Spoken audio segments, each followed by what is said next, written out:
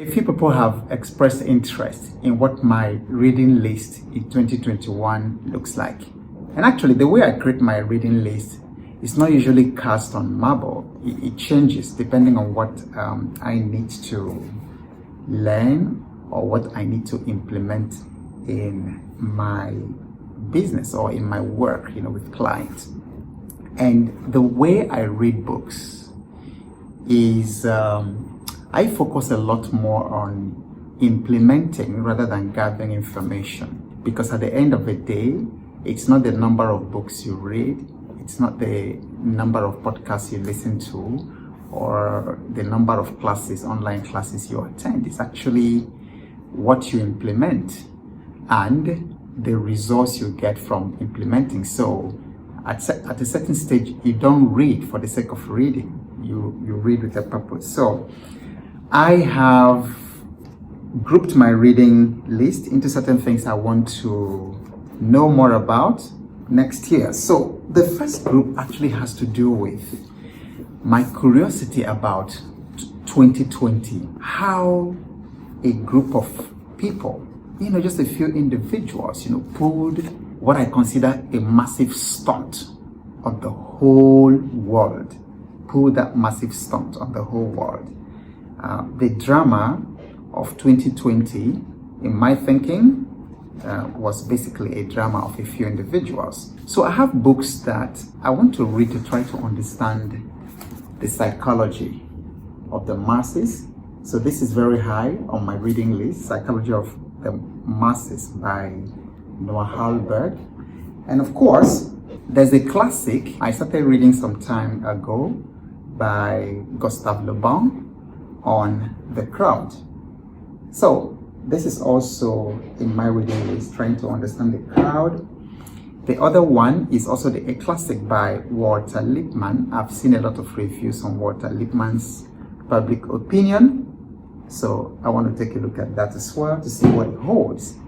And again, I've started thinking in recent times, looking at Africa, looking at the kind of education that we have, in Africa, and how that education is not preparing the next generation to compete globally, the kind of education that we have.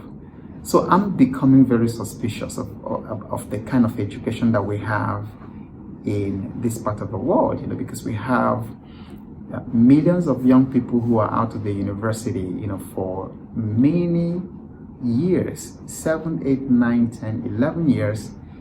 They can't solve a problem, they can't start a business, and they can't find a job, but they're educated. And the kind of education they have is not helping them to create a meaningful life. So I'm very suspicious of the education system in most of Africa. So I want to read a little bit about Woodson's The Miseducation of the Negro. I'm beginning to think that sometimes that the education system can be a racial tool to subjugate people by miseducating them.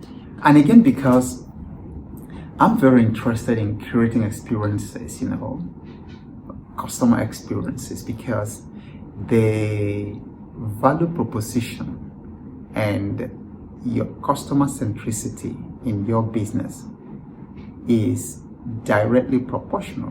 The revenue you make in your business is directly proportional to the kind of experience you create for the customer. And then your competitive advantage also hinges a lot on how centered on the customer that you are. So I want to take a look at Mapping Experiences by Jim Kalbach. Mapping Experiences is there. Strategizer has given the world, so many tools. I've looked at their book on value proposition. There's another one that they have on business model design, and this is one of the series, The Invincible Company. I want to take a look at that one as well. I've started reading Chris Anderson's The Long Tail. Very fascinating book, because it's like technology has created so many niches, and from so many researches he's done, there's a lot of money to be made in the long tail, aggregating the long tail of micro niches that technology has created. Then recently I discovered Mike. That surname is a bit challenging to pronounce. I just call him Mike Michalowicz or something. Okay, but I discovered him recently, when someone introduced me to Profit First. Okay, I think it was in a podcast I listened to, and then somebody mentioned this book. It's an excellent read. So I started reading this, and in this book, he gave a definition to a concept I've been trying to wrap my mind around, and that's entrepreneurial poverty. There's just so many entrepreneurs like myself, who are poor. And I also suffered entrepreneurial poverty for a long time. You work on your business, but you are not profitable. And he really has some revolutionary ideas in it. And I was so inspired by this book that I decided to buy more of his books. So there is Fix This Next. Okay. These books actually came just over the weekend, two days ago. So, okay, Fix This Next. Okay, make the vital change that will level up your business. And I was also fascinated by his book on Clockwork. And this is talking about designing a business that can run itself, which is really very interesting, in this part of the world, because in most of Africa, you hardly find businesses that have lasted more than, 50 years, 100 years. They are really very rare here, because often businesses die when the promoter dies. Okay, this is still on public opinion. I want to understand how the people who pulled this year's pandemic, I want to understand how they did that, and how they were able to manipulate public opinion in such a way that certain things that are hidden in plain sight, that you could see, people didn't see that. I've been a fan of Drayton Bird for a long time, So this one, Common Sense Direct and Digital Marketing, because we are just in that moment in the world where we have to be quite innovative and proactive in marketing. And then for my spiritual growth, I've been a fan of Franklin Hall for a long time. So I have 3 of his books, okay, on fasting. This might actually surprise you. Okay, no, this one is not Franklin Hall. This one is on email sequencing by Chris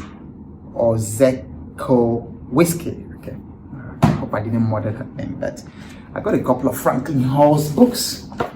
Believe it or not, as a business owner or whatever you are, professional, if you don't embrace the discipline of fasting, you'll be limiting yourself in very many ways. I wouldn't say more than that, but so I'm going to read. I've actually read it before, but I'm going to complete it again. The Fasting Prayer by Franklin Hall. He's got another one on Encyclopedia of Fasting, and then this other one on what he calls it, Formula for Raising the Dead and the Baptism of Fire. Excellent books, for spirituality. And of course, I got this Bible. I had it a couple of years ago. I didn't know what happened to it, and it just disappeared from my house. So I just got this 2 days ago. It's a Bible in 26 translations. Beautiful treasure. Okay, so that's how my reading list stands for now. So I'm going to open January, with these books, and of course, as the year develops and I see new books that will make me more effective and that have things I can implement. Like I said, I don't so much read as look for opportunities to implement. So one of the days I can actually show you how I mark the books that I read, and how I transfer what I read here to an execution journal. So when I read and there's an idea, I'm asking, how might I execute this idea in my business, or how might I help a client to execute that kind of idea? So that's what I'll be focusing on.